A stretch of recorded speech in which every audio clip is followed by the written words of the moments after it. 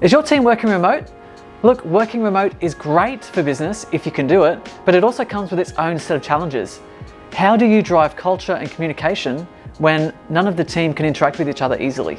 For businesses to survive and thrive, the communication across your team is vital. Look, it's really easy for us to take for granted how great these interactions are for team building or for bringing togetherness and a sense of purpose. So there are 3 types of communication styles that remote teams can use to keep that communication open. So the first style of communication that most businesses already have is asynchronous communication.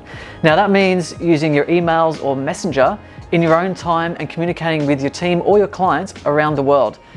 The great thing about this communication style is you can do it in your own time and it's not generally time sensitive, so you can get to it when you can. So the other type of communication is your synchronized communication style, which is in real time. Now generally, I don't know if you've noticed, but everyone's online now using either Zoom or Skype, and you're having these video conferencing calls. Now this is a type of synchronized communication and it's really, really great for real-time problem solving, real-time connection with your team or with your clients. So the third communication style is in-person communication, which is kind of impossible right now. So look, that comes with its own challenges. So for one, it's hard to create really strong relationships with your team and keep that culture going. It's also hard for strategizing and vision casting, and it's also hard for resolving complex problems or conflicts. So with that in mind, here are our top 5 tips on what we're currently using to keep our culture strong and the communication really effective across our whole team and our clients. My biggest tip, which we've been doing for a long time in person in the office, is Huddles. Now, Huddles are a great way of communicating with your team. We get together every single morning and we have a list and we actually set our own tasks and goals for the day. And then the next day we review those. So it's, have we done it? Haven't we done it? Or is it in progress?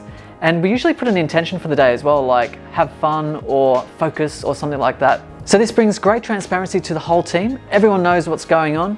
You're setting your own tasks and your goals and what you want to get out of today, and everyone else holds you accountable. It's a great way of uncovering any issues or bottlenecks that the team might have and where you might need additional support. Now, one thing we have changed with Huddles since the coronavirus has struck and everyone's remote is we've introduced an afternoon huddle as well. And it's more of a check-in and see how everyone's going, just to keep that culture up and drive connection with each other. So number 2 is great leadership and communication. Communication is the biggest challenge right now for your teams and your customers. It's really important that you communicate with them as effectively as possible. And yes, it is harder when you're remote and you're talking over a Zoom call or over a phone call. So what I recommend with your team is touch base with them, find out how they're going, how they're coping.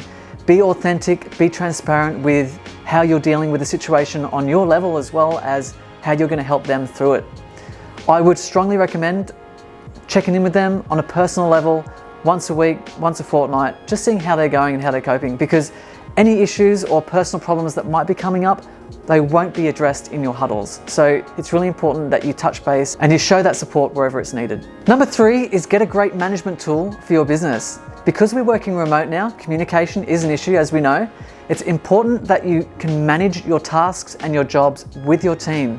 You need to know how many hours they're spending, what you can bill for, where the project's at. All these things are really important. And there are so many project tools out there. It's up to you to research and find out the one that's great for you. So checking hours and time right now is really important. It's important to know your cash flow and where you're sitting with your business and where things need to happen, what you need to cut out.